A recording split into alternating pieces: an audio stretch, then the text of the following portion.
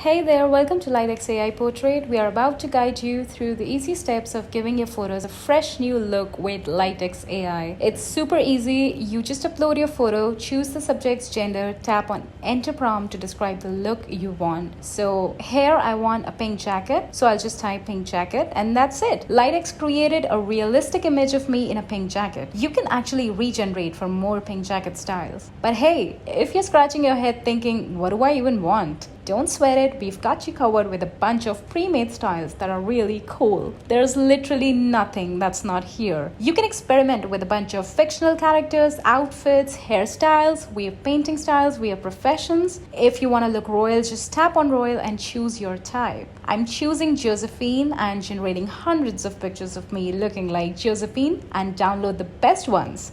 I actually liked all the results, so I'm downloading all. LightX AI is here to make your photos pop, so let's get snapping and cracking, my friends.